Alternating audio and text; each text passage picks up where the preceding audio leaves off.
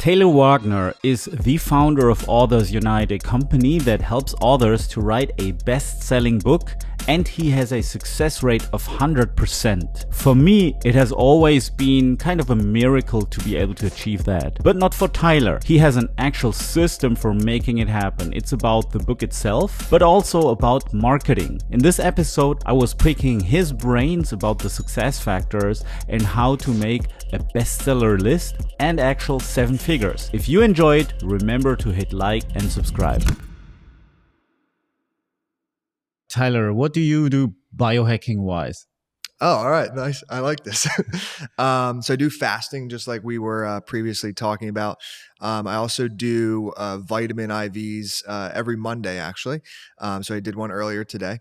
And every 2 months, I get my blood work, and then my doctor basically just looks through all the markers, and then wherever I'm lacking, he will optimize for me. Mm-hmm. I think it's amazing what you can do just by helping your body instead of trying to fix everything all the time. Like you just have to give your body the nutrients that it needs, so your body can help itself. Yeah, more prevention, right? Than trying to fix it after the fact. And that gets into a whole nother discussion, right? But like the way it's kind of set up is that you get sick and then the pharmaceuticals come to save you, right? But it would be better if we were just doing IVs often and, making sure, like if you get your blood work done, and every 2 months is a little bit, that's more than normal. Every 6 months is fair. And if you just stay on top of that, I mean, you'll be in very good shape, but most people, they don't get their blood work done for years. And then that's how things can pop up that you're not aware of. And then sometimes you can't fix the problem. So I think it's prevention is what you want to be focused on. Yeah. Except for blood work and, getting IVs every Monday. What else do you do? Like what kind of rules and principles do you have for your health? So fasting, like you said, and I'd say I'd follow more like a paleo type diet. So I'll eat meats, vegetables, and then just like rice or quinoa. So pretty like clean diet. Some fruits too. I just had some raspberries and blueberries over there, so I eat those too. And then I use one of my clients. His name's Dr. John Jaquish. And he actually wrote this book called Weightlifting is a Waste of Time. Oh, that's what it's called. Yeah. So it's interesting, right? Like it kind of perks your curiosity. And what he talks about is essentially to really grow muscle, it's all about increasing the amount of weight that you're lifting, right? So it's not about repetitions, but more about how much weight you can do and how intense that you can do it. So his program is 10 minutes a day, 6 times a week. So it's very short, but very, very intense workout. So I do that as well. How many reps and how many sets? So it is 4 sets, and then it's up to 40 reps each set. 40 reps each set, depending on the weight. It's like elastic bands is the thing that he uses. So apparently, like this is how it's set up: is the strongest one has 600 pounds of force. It's the orange band. And you do like a bench press with it. So imagine like the bars here, and then the band is around your back, and then you're pressing outward like this. Yeah, I actually have it at my place. Next time you come down, I'll bring it so you try. It's cool. And why is he against weightlifting? Oh, okay. So what he more so, I'll say one thing, right? So book marketing, which we'll be talking about, right? The title is controversial, right? So like, I would say, part of the reason the book it's done extremely well since we've launched it, and I don't take full credit for it. It's also him doing the work. But after we made it a Wall Street Journal bestseller, it just took off after that because I think people started talking about that title, and it caused a lot of controversy in that industry of like weightlifting. But his point is like a lot of people will say, go to the gym and they'll be working out for like hours, every day. And he just comes in and says, look, there's a better way. It's proven in the book. I think he has over 300 studies. Because essentially to build muscle, right, it's about increasing your testosterone and your HGH like naturally. Yeah. And the way you do that is more weight and intense, like until failure. Like on each of those sets, you want to be completely like gone. Like you can't do another one. Like you make it to here on the last set, and then your hands kind of drop. Like that tired. Whereas most people, they'll do a lighter weight and maybe more reps, but they're not doing it until failure. So it's not triggering that like hormonal growth to build the muscle. So, but it's 40 reps each set. So it has to be a lighter weight. Yeah. So once you, he has like 4 different bands. And once you can get up to 40 on one, then you move to the next one. Right. And then so it's 15 to 40 is the amount.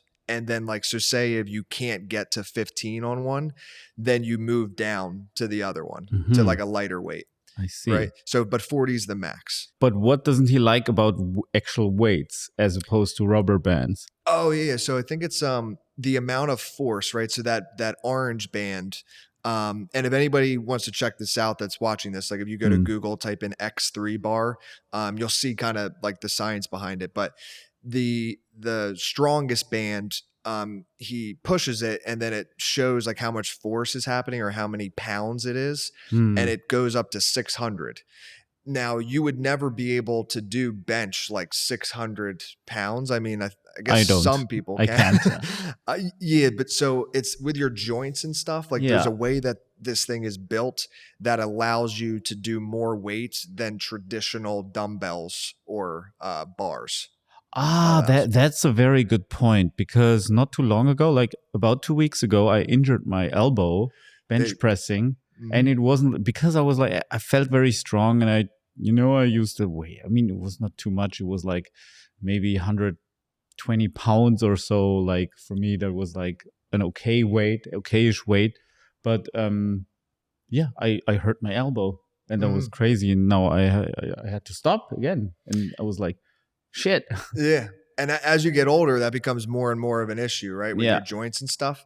So yeah, I highly recommend it. I've probably been doing it like 8 months now. And, I'm in the best shape I've ever been. I'm not saying that's like the best you're in good shape, but like what I've ever been. So yeah. I mean, compared to the average American. Yeah. Totally. Is there also a way to train your legs with those bands or? Oh yeah. So what you do is there's like a platform and then the band for legs, right? So for squats, you put the band below the platform and then the bar comes up here and then you do squats and the band's like being stretched up and down like that. And then like deadlifts for your back, the band gets double wrapped underneath your feet. And then from the front, right, and you're pulling up and like snapping your backpack. And you really feel it. Like this is a good testimonial for John. That's what I'll say. Yeah, totally. Yeah. Totally. And are many people following his system and like they prefer rubber bands over weights? Yeah. So I think last I saw, I think his thing has like 4,500 5-star reviews. Wow. And obviously not everyone who buys it leaves a review. So I think he's probably had at least tens of thousands of people are using it now, I'd say. I see. Looking at his example, what do you think are the factors that made this book a bestseller? So we have the controversial title. That makes sense. Yeah. What else? So for the bestseller part, I'll speak to... So here, I'll actually break down... I think this would be a good part to break down all 5 of the major bestseller lists and like how they work. And then I'll touch on exactly how we got him to the Wall Street Journal. So there's Amazon, Barnes & Noble, USA Today, Wall Street Journal, and the New York Times. So Amazon, he hit Amazon, Barnes & Noble, USA Today, and Wall Street Journal. So Amazon's actually like an hourly algorithm and it's categorical. So if you want to become an Amazon bestseller, essentially you just want to get as many sales as possible in a 1-hour time frame and put it in a category that is not very competitive. So in all reality, you could actually hit Amazon bestseller if you sold like 50 books in a day. Oh, nice. Just being honest. Yeah, like you could. Ideally within an hour. Yeah, ideally within an hour. It's kind of hard to manufacture that, right? So when we work with clients on that, it's just in a 1 day period. I can imagine ways to do it. If you have like a big email list, or you can. Well, at the Amazon level too, I mean, you could just have all your friends and family buy it on this, because it's very, just to be honest about it, it's very gameable, right? The Amazon list is very gameable. Barnes and Noble, pretty similar. It's like a top 100 list. And I think their algorithm is actually hourly too, but they're very delayed. That website does not function as well as Amazon does. So I would say that's more of a daily thing too. And if you got like a few hundred sales in a day, you would hit top 100. And then, so for John, right, what we did and how we do this for our clients is we have email lists of people in the millions that have opted in, saying they want to be notified when ebooks are discounted to 99 cents. And what happens is we do 2 books per week at this level, and we discount it to 99 cents and we blast it out to these email lists. Typically results in like 10 to 20,000 sales in a 1 week time frame, from Sunday to Sunday. And then that results in hitting Wall Street Journal, USA Today, Amazon, and Barnes and Noble. So to talk deeper into Wall Street Journal, if you get like 5,000 sales in a week, you'll probably hit the top 10 on Wall Street Journal. Depends on the competitiveness, but 5,000 is a good benchmark. Awesome. What what in your opinion, what are the the parameters, the variables that make the difference? Because of course, like one part is the marketing part, which you just described, but the other part is like that book has to be great, in my opinion, ideally, so that it has a virality potential. How do you see that? Like, what are the elements of a book that make it a success? Yeah, I love that question. So there's, and this is actually something really good to point out. So there's a difference between like a bestseller and long-term success, right? Yeah. So as I just spoke to, like a bestseller is all about like concentrated effort in a short period of time, whether it be 1 day or 1 week. It's just all about getting as many sales as you can in a short period of time.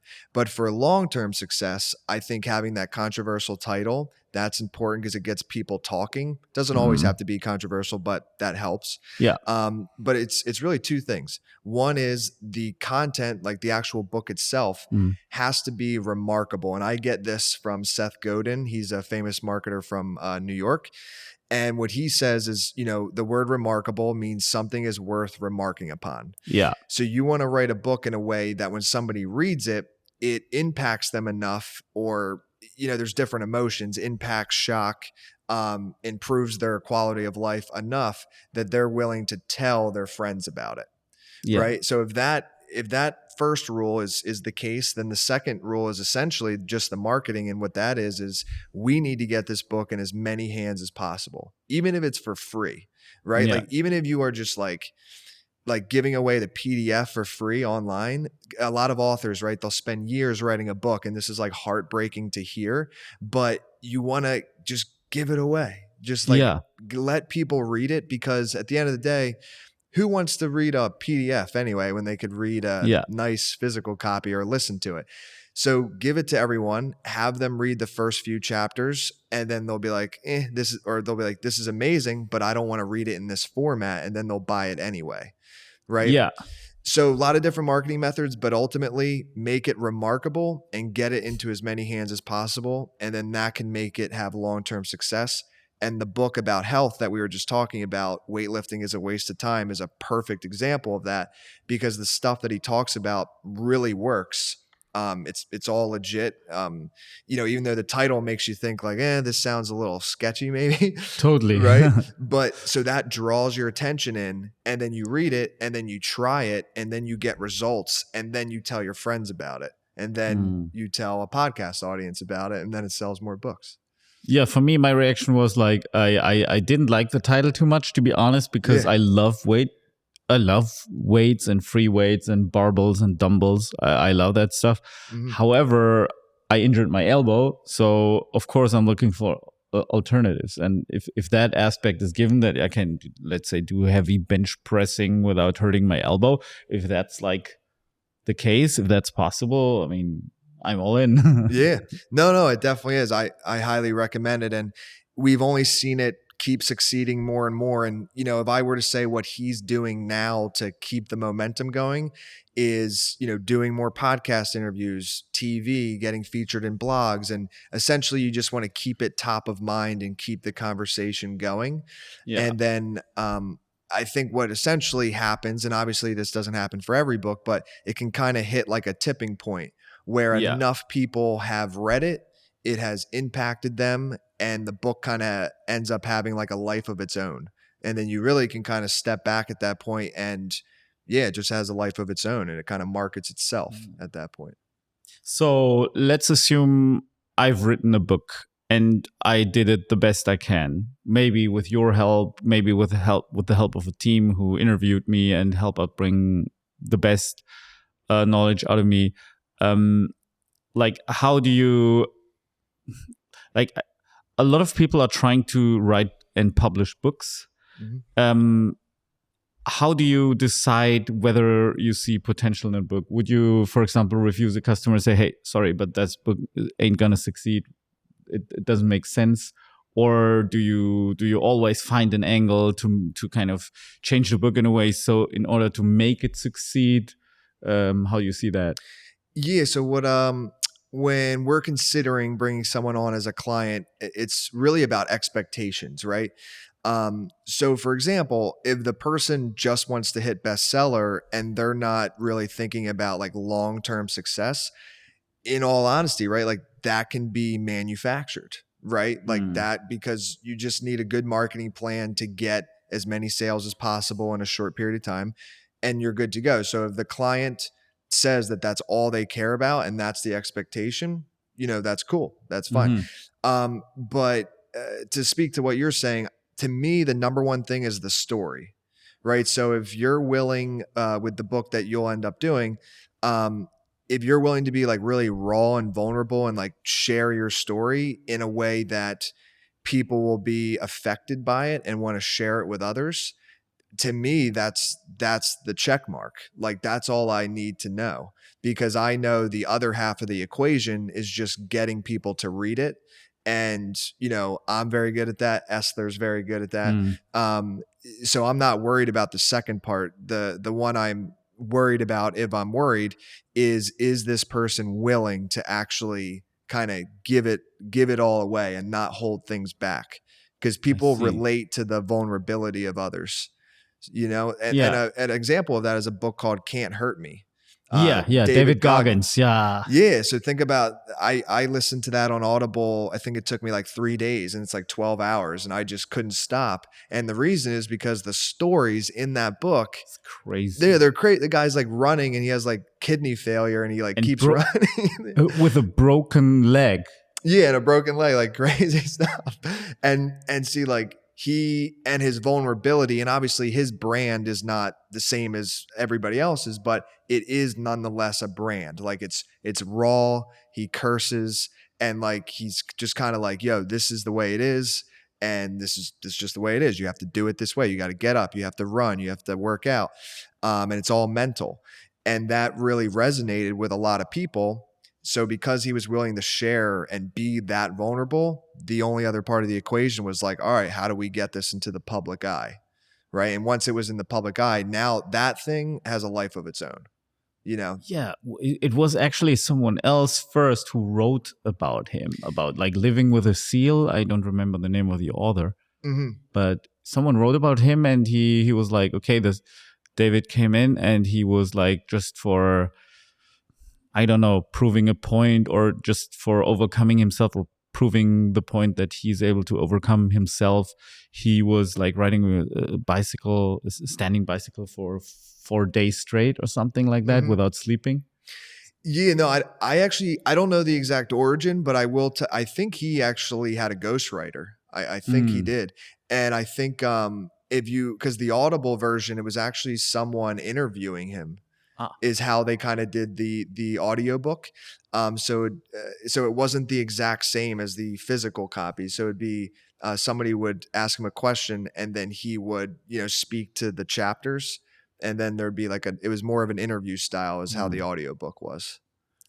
Yeah, I mean, he did extreme things that he actually did. He he would do pull-ups till he would try for some world record for pull-ups, but he had to stop because his hands were like bleeding till the bone and stuff like that. And they were like he would carve out his flesh or something, and he really lives that. But no one, like a normal person, is not that extreme. Honestly, I'm not that extreme. I also think I work out like in a tough way, but I'm not comparable to David. Yeah.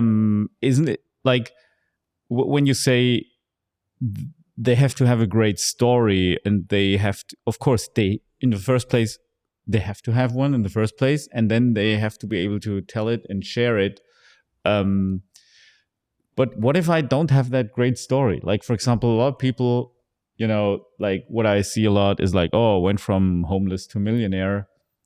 Great. And in my story, for example, in my case, yeah, I went from dentist to software entrepreneur, like super successful one. Yeah. But that's not that interesting. So what if my story is not that interesting? Can I still write a book or? Yeah, no, 100%. I think so. Here, I'll speak to two things there. First is for David Goggins, right?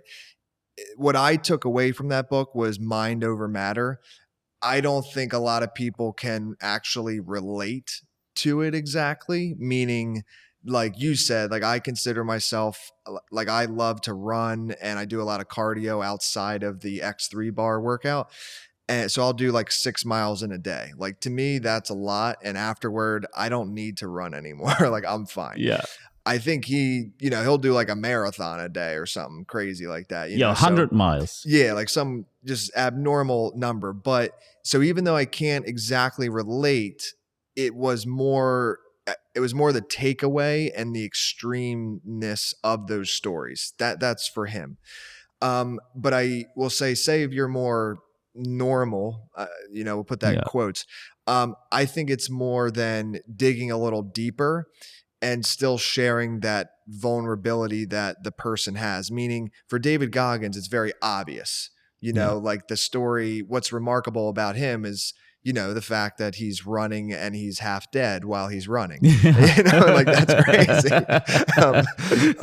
So it's like, okay, talk about that. Yeah. But let's say for your story, maybe like dentist to software, sure, if you put it that way, maybe that sounds more normal, but it's like, okay, well, have you ever woken up in the morning and like felt depressed, or have you ever had, something in your life that was so exciting? Like if you have kids, that people can relate to and you can share those stories and be very detailed.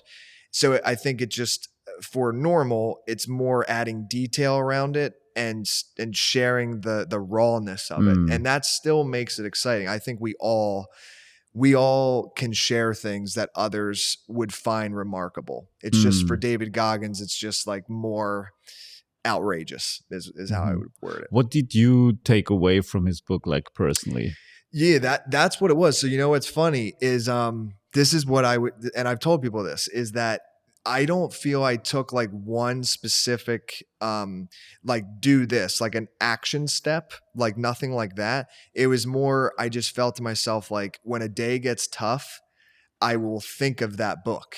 And I'm like, come on, dude. Like if he can do that, I can get over the fact that I woke up and like my stomach hurts a little bit or something, like get over it.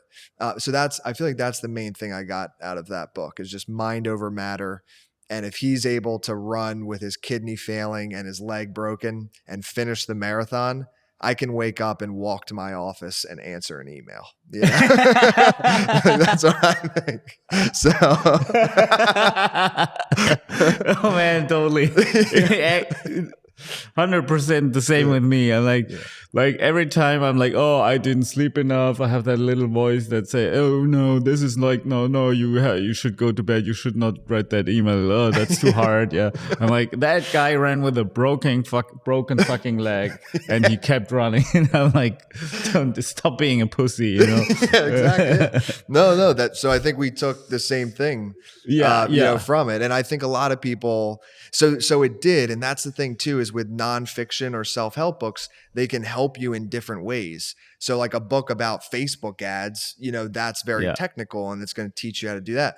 But this book didn't really teach you like actionable steps. It more was just like a big picture, like, come on, you're better than you think you are. You know? Another takeaway that I think is important from the David Goggins book is it puts things into perspective, and B, it also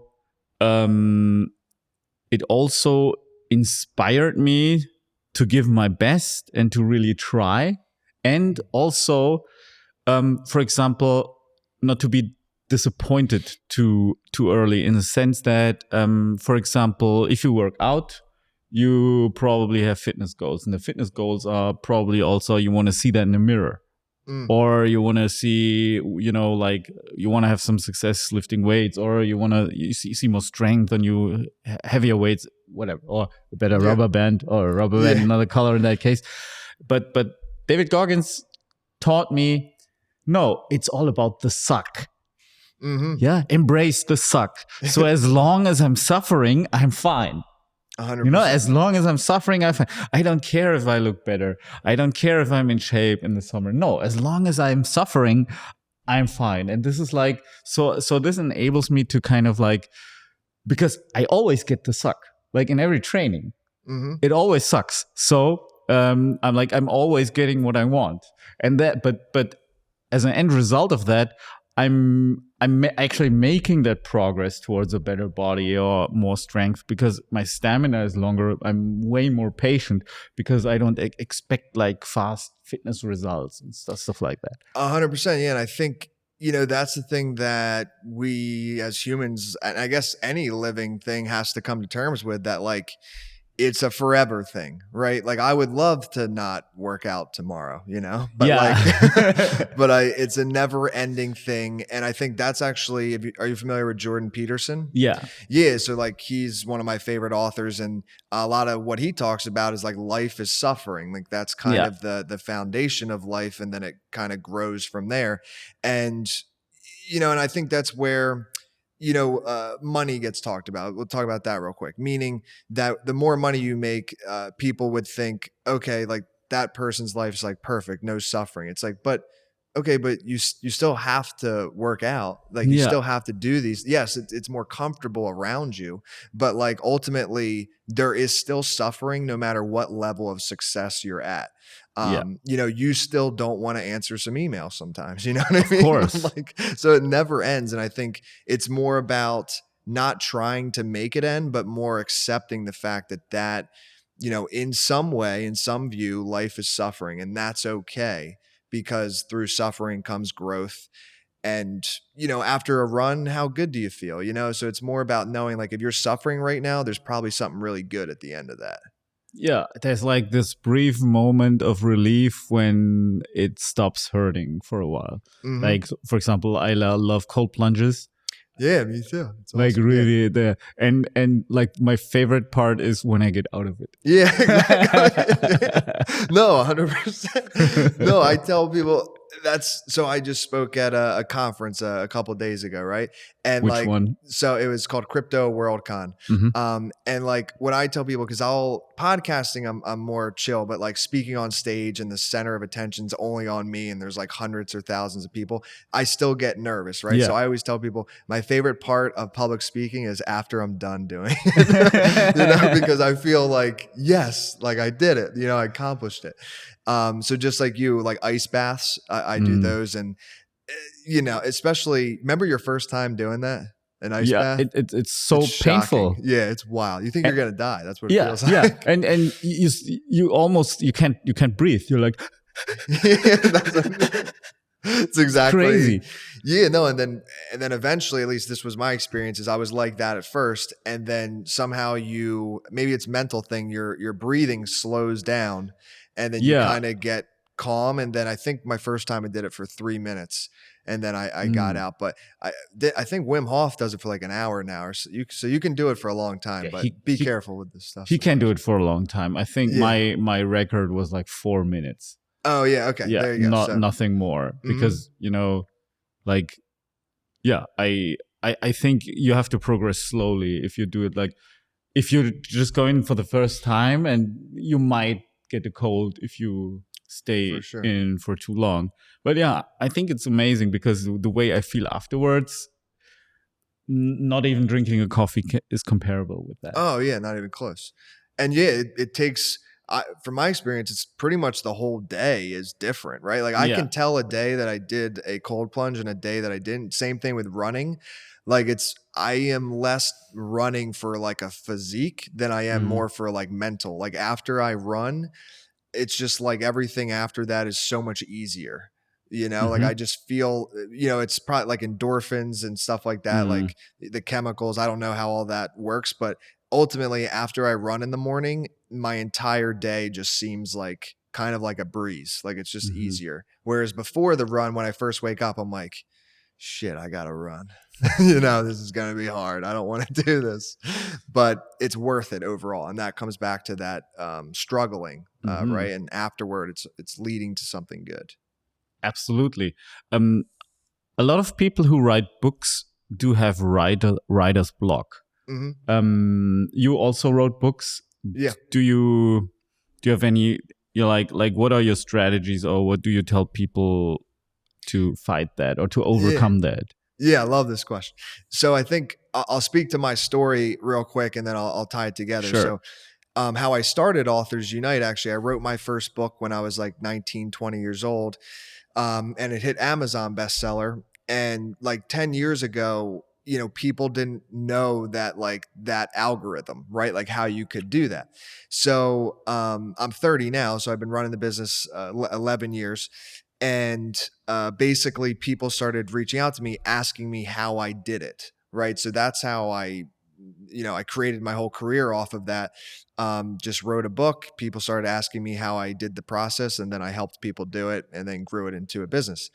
But basically, if I can find it, I will send it to you guys. Somebody just asked me for it and I can't find it, but I wrote an article and the title was Why You Should Write Your Book Backwards. And I don't mean that literally, to be clear. Backwards? Yeah, so hang with me there for a second, okay? Because most people, I think, writer's block, to what you were speaking about, is the reason that occurs is because they're trying to be like too inform with it, meaning like come up with the title, the subtitle, the introduction, the first chapter, like very chronological and organized, and like everything being perfect. Writing a book is way more of an artistic process from my experience and a lot of my clients. So what I mean by backwards is that the title actually comes last, the way that I would teach it. And what you want to do is, so you have an overall concept. I call it like a mind map. So you have a concept and you get a mind map, and that's the center. And then all the bubbles around it are potential like chapters for the book, but don't put them in any order. More think of them as like separate blog posts. And then you would write each of them separately as a blog post. Once you've done the hard work, and that is the hard work, that's the meat of the book, then the order will actually kind of come naturally to you because you've already done the hard work. Yeah. So then you take all those blog posts, put them in order, then you write the conclusion, then the introduction, and then the title and subtitle kind of naturally come to you last after you've done all the hard work. So what happens is, I think it's like a blanking on the first word, but some sort of mechanism for people to not do the hard work, right? So people will spend months not writing their book because they don't know what the title is yet. So they'll just sit there and be like, I can't start until I have my title. Like I need the title. And it's like, no, you're actually avoiding the hard work. you know? So it's some form of procrastinating, Yeah, that's but the word. being busy. Couldn't think of that word for some reason. So procrastination, that's the word. Yeah, I see. But what if someone doesn't like for me, it would be like, I would like to write a book, but I need to find the perfect topic. I want a remarkable book, regardless of the title. Fair enough. But I want it to be remarkable, but somehow I have to scratch my own itch. Somehow, meaning like I see a problem and I want it to be solved, but there are so many books about so much stuff, and there's like at the same time I feel like, okay, there's nothing really new under the sun. How can I find that topic that could be great for me and make the difference? Yeah. So then that goes back to when I'm speaking to someone and we're considering working together is like the expectation, right? So what I'd say is, how you can find a niche that, is doing really well is just reverse engineer, right? You can go to Amazon and look at the top selling books and be like, okay, like books in productivity are doing very well. Okay. So say you want to write about productivity. How you make it different is your life experience with productivity, right? Because I agree with you. I mean, it's everything has already been written. Every movie's already, if you look at movies, it's like a lot of times now movies that come out, it's the same storylines. Yeah, always. It's just different, but they've kind of run out of storylines. I mean, there's only so many times like, the person's doing really well and then they do bad and then they have a comeback. Yeah. Or the hero's journey, I think is what that would be called. But so I think your experience and your story is what makes it different.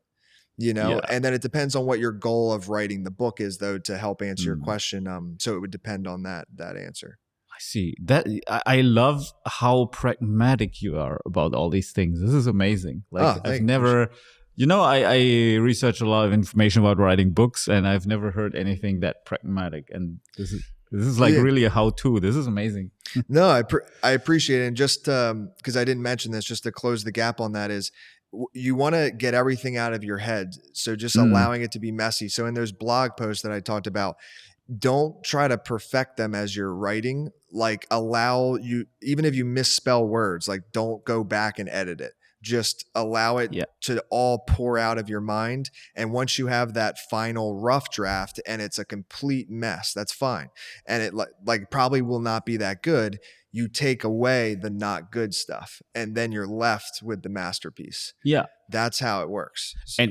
And one reason for that is I have looked into that a little bit, because writing and being creative, meaning giving out information or bringing information to like the piece of paper, is something else like in your brain than editing and, correcting typos and stuff like that. If you mix them, which most people do, you always kicking yourself out of the flow. It's like if you would ride your bicycle and if you correct something, then you always stop and go for a full stop and do something on your bike. You will never have a flow. And this is basically the reason, right? And I think that's another, now that, and that's why I love podcasting, because I get like new just thoughts from having conversations like this. I think that's another form of procrastination, right? Because it's easier to go back, like as you're writing and you see that you misspelled a word, it is a form of procrastination to go back and edit it, because it's easier to do that than it is to keep thinking really hard in writing, right? So I think the brain tends to want to go the easier route by default, and you have to like override that, right? And I guess through habits and stuff you could do that, but no matter what, that's always kind of going to be there, and you have to like overcome that and allow yourself to just override the mechanism of it being like, oh, I misspelled the word here, like let me go back and change it quick, instead of putting in the real work and finishing the book, So that's interesting. I never thought about it that way, but yeah. Very interesting. So you obviously overcame a lot of these things where you would procrastinate. How did you find the solution to all that? Like, how did you get to where you are in that point? Yeah. So my story, I definitely gave you the very shortened version of it. So when so one of my clients is coming out with a book on momentum. I'm a big believer in momentum, and I'll get to that in 1 second. But the root of this is, when I first started, I dropped out of school. I read the book, The 4 Hour Work Week. I'm sure you're familiar with it. And it just kind of like turned a light on in my brain where I was like, I can do this. Like, I don't need college. In fact, whatever college was going to get me, I didn't even want that, like a corporate job or something. It wasn't desirable to me. So I drop out, and then I actually moved into an entrepreneur house, is what we called it. So it was me and 6 other guys in Iowa. Actually, we were in West Des Moines, Iowa. And another one of the guys in there was also writing a book.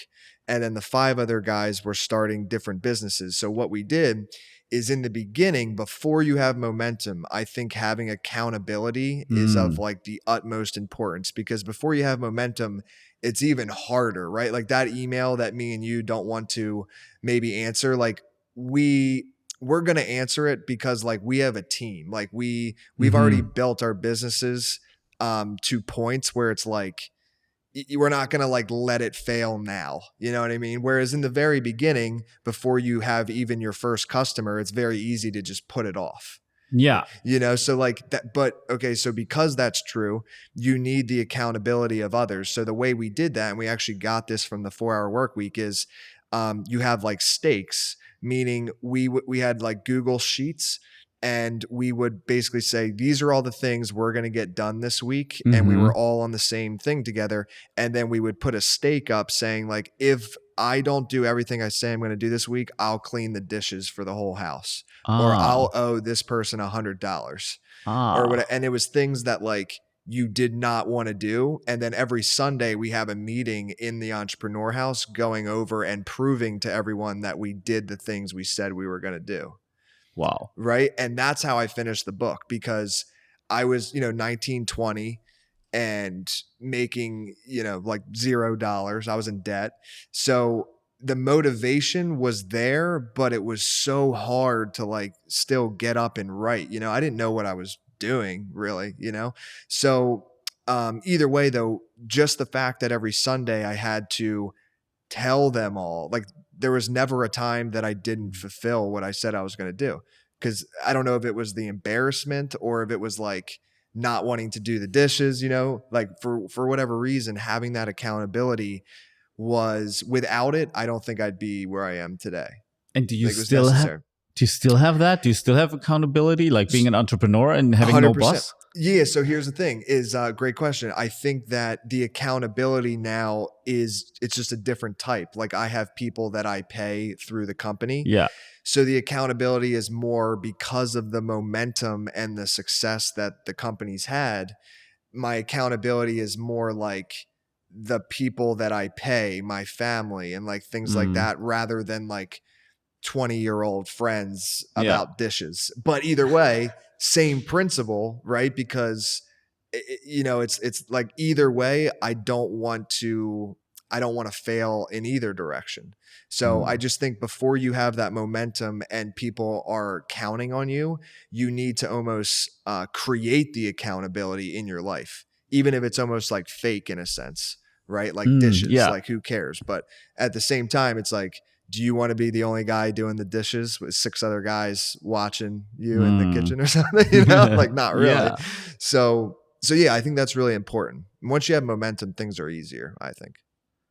Oh, that's very interesting. So, you were also talking like in our previous conversation, you were talking about authors should use NFTs as like a means of marketing or selling the book. Please tell me about that. Why should they do that? Yeah. So when we were talking, I was telling you about this platform called Royal.io. Yeah. And what it is you can, through NFTs, you can like sell percentage of the royalties of a song for the lifetime, right? And Diplo just recently did it. And I think it was somewhere around like $500K for 20% of the royalties through various NFTs. So the same thing can apply with books. And that's what my team and I are working on building now. And the way I kind of see it is it takes the place of an advance. So years ago, like a traditional publisher, if they believed in you writing the book, they would give you an advance, so some money up front to write the book. That nowadays, that is like very uncommon, unless you're, you know, like an influencer, like really big, and you can literally prove like you're going to sell millions of copies of this book. It's just very rare. So this can take the place of that, right? So it's like if you've spent the time building a community and now you want to write a book, but let's just say you don't necessarily maybe have the funds to float you for a year to like really focus on the book and make that your only project for the year. You could distribute NFTs and like sell off a percentage of the royalties of your book to your community, and the people that believe in you, it's essentially them giving you an advance. It's kind of like crowdfunding. Yeah, exactly. And but in this case though, they're going to be, you know, paid for the life of the royalties of the book. Whereas I think, well, I guess crowdfunding, you could set it up that way. I guess it'd just be harder to track, right? In that fashion.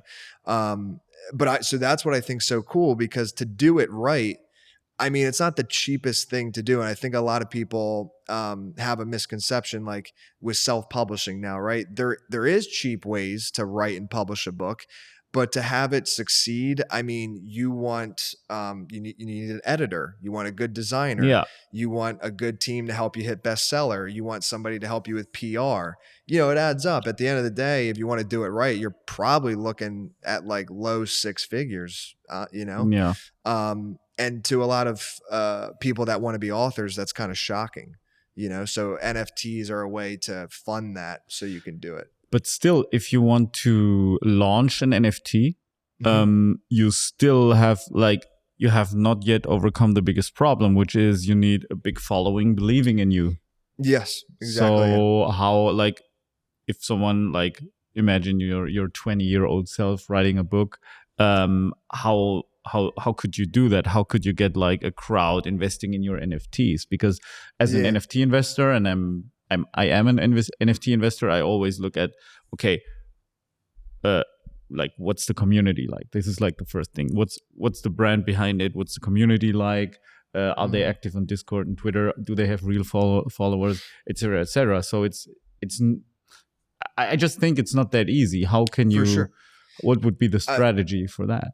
I think your question's perfect, because I think what it actually is it's not skipping that step.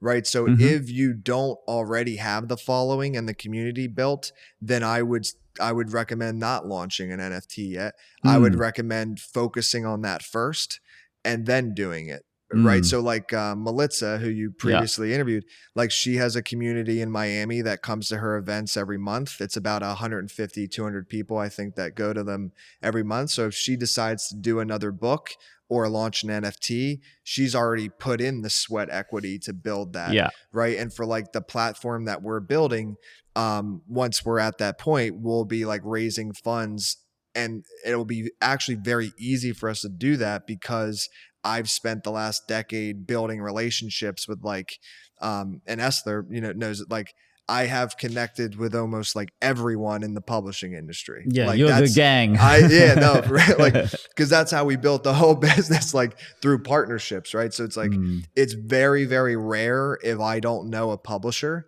So with this platform now, because I put that sweat equity in, I can turn around and send one email to like 10,000 plus publishers that I have literally, my team or I have personally built a relationship with. This isn't just like, you know, an email we got. These are people that like know the company and like we built trust with. So now we're in a place that launching an NFT is like a perfect thing for us to do. Yeah. Right. So that would be my answer, is like, do things in the right order, meaning build that following first and then do it. Now my story, right, was this was before, I mean, maybe NFTs were 10 years ago, but I didn't know anything about them then. I don't know. About 2017. 2017. Started, okay. Yeah. Okay. So yeah, about 5 years ago. But for me, it was like, I did it the bootstrap way, right? So I wrote a book, it hit Amazon bestseller, and 10 years ago on social media, organically your stuff would go a lot further. I got some traction, and then people started reaching out to me. So maybe somewhat luck now, having to think about it a little bit. Amazing. So basically you're also saying like, okay, you already built a certain reach, and that could as well help. If I wanted, for example, to launch an NFT or a book NFT, then you could also help like with the reach and with potential customers buying the NFT.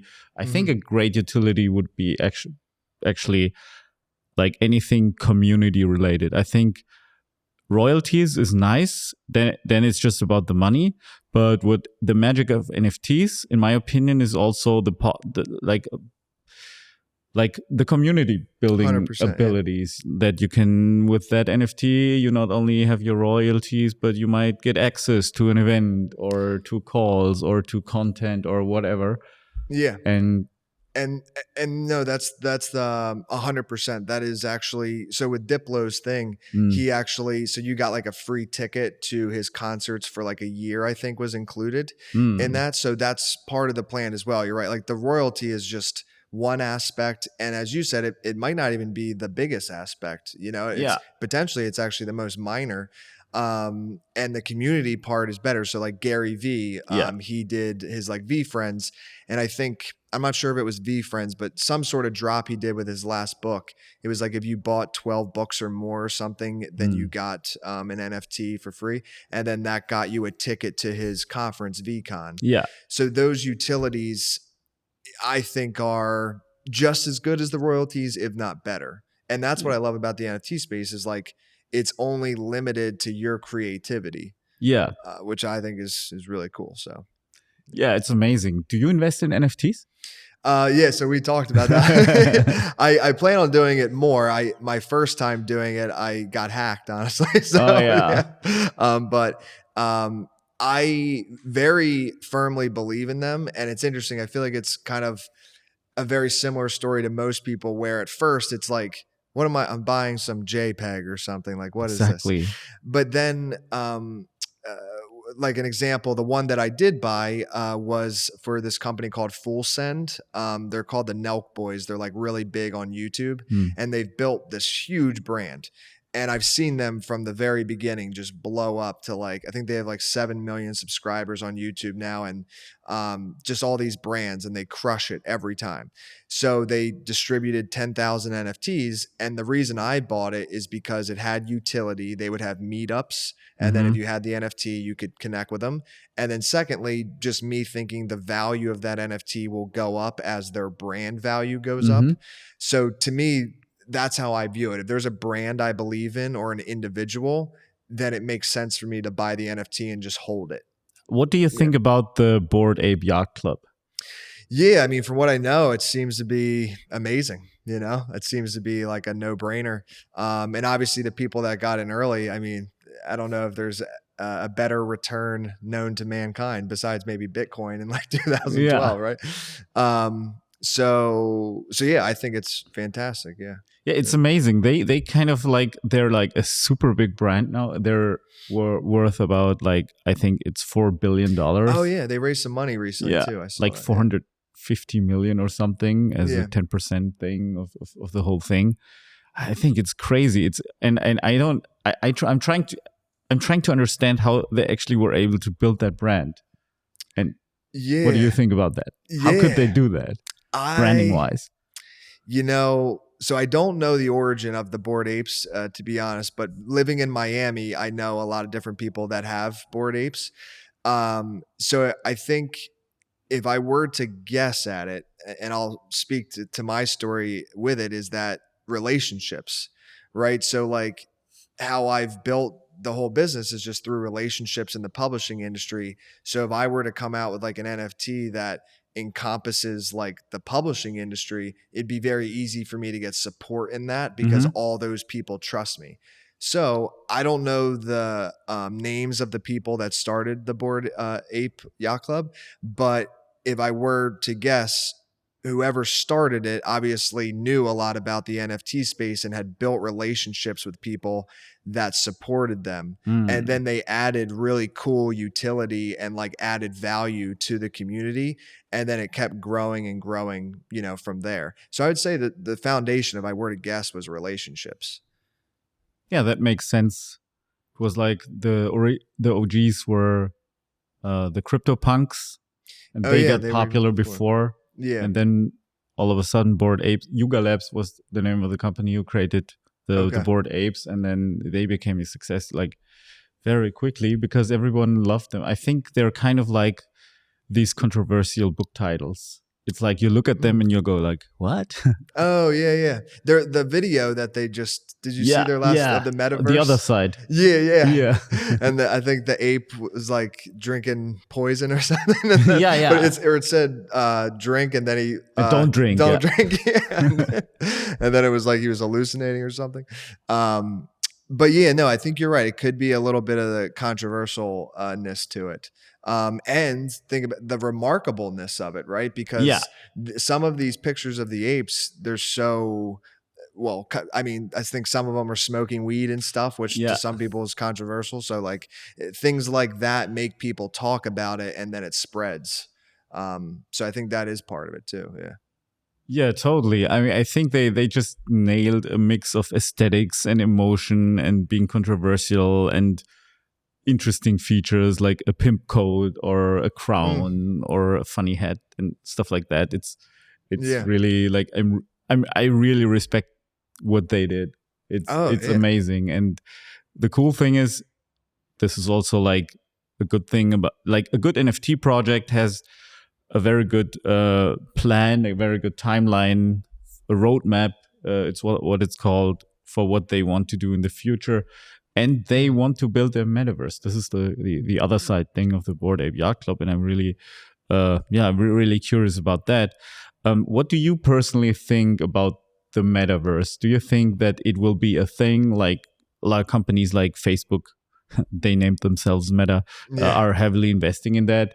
But I still have trouble seeing, for example, myself wanting to spend a lot of time with goggles and in a virtual reality. Yeah. How do you feel about that? Yeah, so I actually bought a Quest 2 like 6 months ago, something like that. And I don't really use it that much. I think there's still a lot of time for improvement, right? So right now, like I'll put it on and what I do is I play some golf on there. That's really what I do. Okay. So I just play the game sometimes. That's cool. Yeah. And it's, just like 9 holes, like 30 minutes or something. And then after about 30 minutes of having it on though, I'm kind of ready to get back to the real world. Yeah. So I just think the technology is not up to par yet for someone to actually want to spend like days, in there. So do I think it's going to occur? I think that's inevitable. I just think like it might be maybe 10 years before the technology is actually good enough, maybe longer. Not sure. Or maybe only 5, like I'm not sure on the time frame, but I just don't think it's good enough yet. Yeah, I talked about that with many people, and also with my friend Mike Hager, whom you just met. He said, he assumed that probably the porn industry is going to play a role in the success of the metaverse as like a defining factor. How do you see that? Yeah, well, that's a funny question. Just visualize it. Well, no, yeah, that's where my mind went, if I'm being honest. So, it seems to me that that would be a different experience than just the laptop or whatever, right? So I think, I think that would be interesting is what I would say. But I think inevitable, right? I mean, I think you can on the Quest, I've really only like played the games and stuff, but you can like search the web, I think on there. Yeah. So I think now, but again, I don't think the technology's up. Well, it depends. How deep would you like to go down this rabbit hole? I'll ask you. And then deep. Okay. I like that. So, I mean, I think I've seen like, videos or something. I think it's more in Japan and China now that they're like building like kind of like sex robots and stuff. Yeah. Right. So if that's true, and then the metaverse, the technology is going to get better and better. I think those two things combined, I think that would be an option that some people would take, right? So, that's what I would say. Yeah. What do you think? I potentially see like for me, like an enhancement of porn on screens could be like 3D goggles. Okay, I can imagine that. Then the next thing could be anything that you could sense, a smell, or something you could touch or feel. That would be probably you wearing some kind of suit or something. And I'm just imagining it might look very weird. Like, I think it would look very weird. Yeah, I want to, I want to spank the monkey. So let me get into that suit first, and it'll be really slimy and glitchy. I don't know. Yeah. It's weird. It's kind of like American Pie when the guy, when the guy would fuck the apple pie.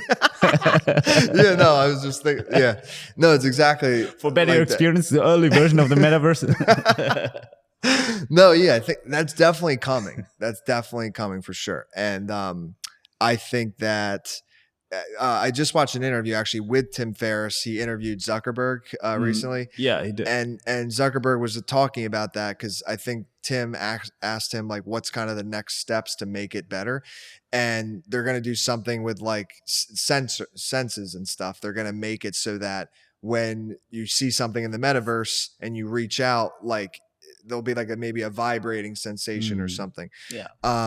So as that keeps progressing, and with the, I think it's definitely going to occur. What did you want to say? No, I don't know. I mean, like you can reach for the apple pie, Like, I think that's what I would say. Yeah.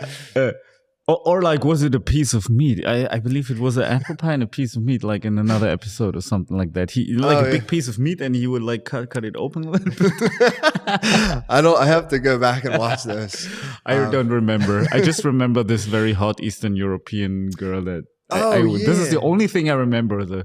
Dude, so what's so crazy is one of my clients that I'm doing a book with, she's friends with her. And really? Yeah. No. I was way. so upset, by the way, when I didn't get invited to that dinner. No I would way. love to tell you right now I met her, but I didn't. Shit. She now, at least the reason they had met, it was for philanthropic purposes. She helps like save elephants in Africa. So way different than American Pie now. But she was in Miami like a few months ago. Yeah. That's crazy. It's crazy. You see everything is energy, and you see how the universe works. Yeah. It all started with an apple pie. Yeah. It's so amazing. What I could imagine is that this brain thing from Elon Musk, Neuralink. Neuralink, yeah. Mm-hmm. If they really start using that on some people, I've seen it with a monkey actually being able to play video games well. Oh, did you see that video? No, I haven't seen that. They installed some chips into a monkey, some brain chips, and having that being switched on, the monkey was able to play video games like a lot better and skilled than without. Mm-hmm. And so it's kind of like it potentially could enhance some capabilities of yours, but with that you could like also have sensations and like new Would you do experiences? No. Like first batch? No, you wouldn't. No. Would you ever? If it was like, see, I don't think I would either. I'm with you. And so Joe Rogan, I listen to him a lot. Yeah. And one thing he talks about is with the Neuralink, I think at some point you'll be able to kind of read each other's thoughts. Right. I don't want that. I know. I'm like, I don't know. I want that either. That's like, it's like too much, I think it's cool that it's possible, but I would prefer to have my own thoughts in my own head. Like you don't need to hear all of that. Absolutely, man. I don't want the government to read my thoughts, Yeah. And okay. So your mind goes where mine goes is like, people, I feel like a lot of times they don't think like 3-4 layers deep. Yeah. So meaning like the first layer is just like, oh, we're friends. We'll read each other's thoughts. That's funny. Okay, that's cool. But then if you go 3-4 layers down, it's like, now the government's reading all of it's getting a little conspiratorial, but it's true. No, I mean we're just talking science fiction. We're just we're not talking about facts. We're just talking about what could happen. What could? Yeah. But I do think if the technology got big enough and like, look, if the government had an option to read all our minds or not, they would. They absolutely would, right? So it's like, that's all I'm trying to say. Yeah. And they would go, what's the movie with Tom Cruise where they would like lock you up for crimes you haven't done yet? Damn, the only one I'm thinking of is Mission Impossible, but that's not it, I don't think. Yeah. Some other movie. Jerry Maguire, that's not it either. Respect the cock. No, those are the only Tom Cruise movies coming to mind, but I do know the one you're talking about. I still know the name though. Yeah, like they have a police, they read the future and they see you committing a crime in like 10 minutes, but they already like capture you and whatnot. Yeah. And I guess, and see, that's actually how they would sell it, right? To the public. Yeah. They'd be like, this it's for your safety. Yeah. Isn't it all, Yeah. Great. Yeah, I really loved our conversation. Like as like a final question, what are your 3 best tips for someone who actually wants to write a best-selling book? Yeah, so I'd say tip number 1 is think about like completion over perfection. And that goes back to the writing tips we were talking about. So just allow yourself to write that rough draft and be as terrible as it wants to be, right? Like even if it's like a 2 out of 10, if you were to rate it, just know that an editor, and this is true, and most people don't know this that haven't written a book, an editor can take a book that's a 2 out of 10 and make it a 10 out of 10. That's how dramatic and how powerful having a good editor or an editing team is. So I'd say that's number 1. Number 2, though, marketing comes before the writing. So you want to really think. So a lot of people want to write a book. That's good. But you want to think like, why are you writing the book? And then think about the marketing plan first and kind of reverse engineer the result that you want to get out of doing it and have that in place and then start writing. Because a lot of times, from my experiences, people write the entire book first and then they come to the realization like, oh, I got to market this thing, right? Whereas the marketing should have like kind of been in your mind beforehand because you would have written probably a different book if you had thought about it first. And then the third tip I would just say is, based on the success that I've had, it has all to do with relationships. So I think it's, as we grow as a society, it just seems like relationship currency to me is the number 1 currency. Yeah. So money's great, all that's, but like building relationships and giving to people comes back to you in ways down the road that you never would have thought. And that's actually why I'm sitting here today with you on this podcast. Yeah, I'm really honored. Thank you for coming. That's great. I have a question about the marketing. So do you specifically mean social media marketing, posting on Instagram and socials and maybe Twitter and stuff? Or how would you go about that, like for authors? Yeah, like what types of the different types of marketing? And how to grow them.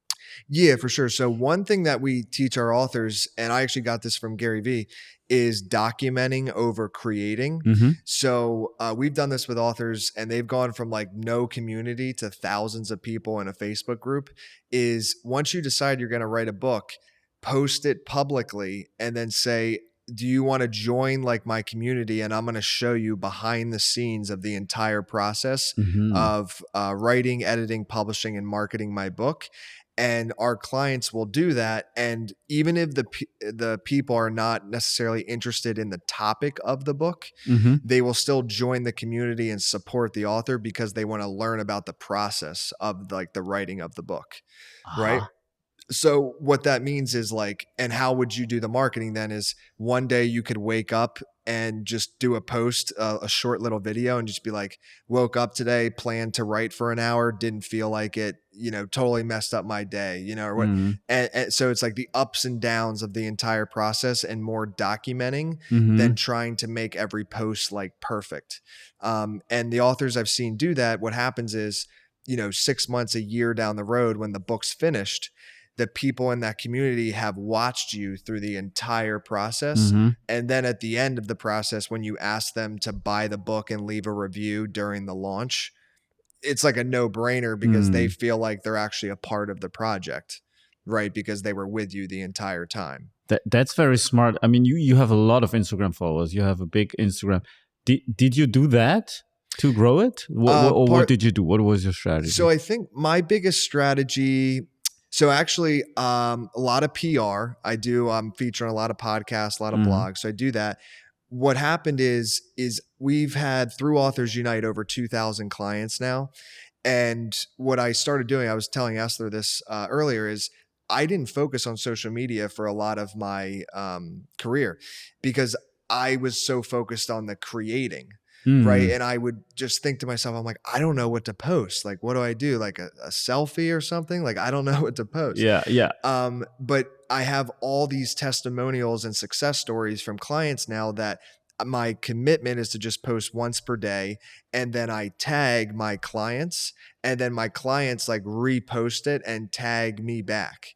And what's funny is a lot of my clients have way bigger followings than I do. So I think that's where a lot of my growth has happened. For example, to bring this full circle, Dr. John Jaquish, he's got 1.2 million followers.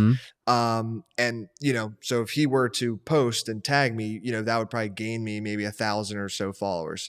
A client that we're working with soon that I told you about, she's got 10 million plus. When that launches and she succeeds, I will obviously post about it. She'll post about it.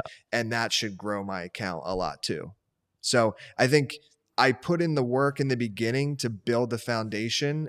And now 10 years later for my Instagram growth, now it's starting to pay off. Yeah. It's basically what you said about relationships. If you have relationships, then you get tagged on social media and then you get reach.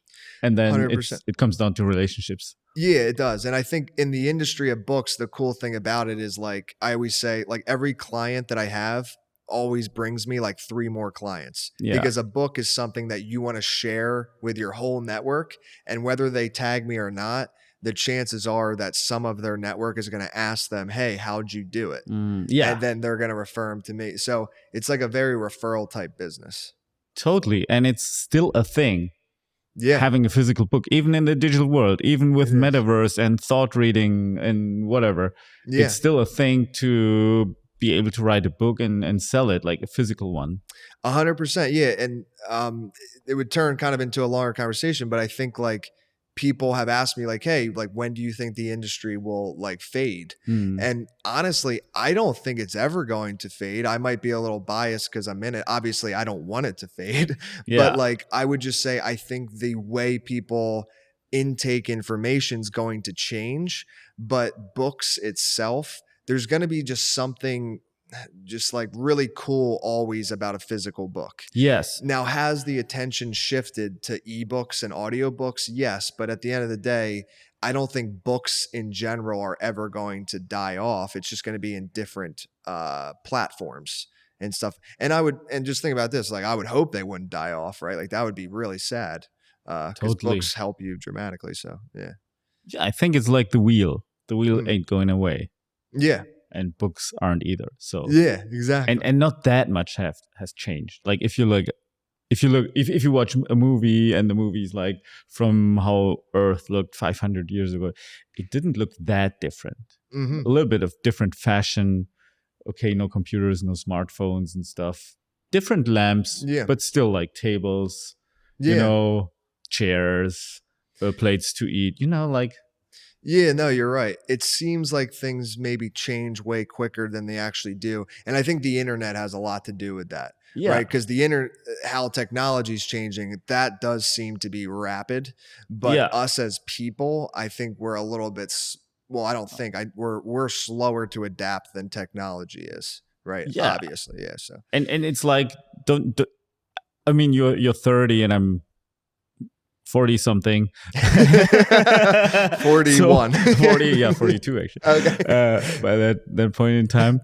But like we used to think like back in the 80s, I clearly remember we used to believe that by 2020 we would have flying cars and shit like that. And but that ain't happening, you know? It's not that different. Like you can still drive around like a 25-year-old car and not look like from the last century.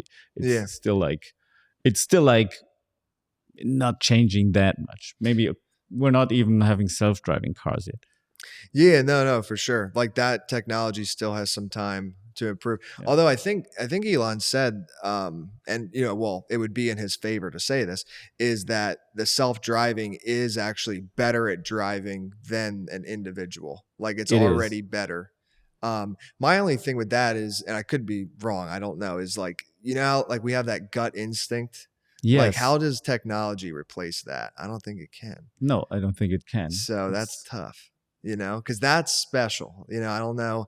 But obviously, the car has sensors and it sees everything that's coming. That's very, very valuable. But there is something that humans have that I don't foresee technology being able to. Yeah, for example, the gut feeling, oh, I better not drive today. Or I better not fly with that plane today because I don't know if a weird feeling. Yeah. And then stuff gets avoided, right? For sure. So that's the only thing, but who knows? Maybe technology will be able to someday. I mean, maybe, yes.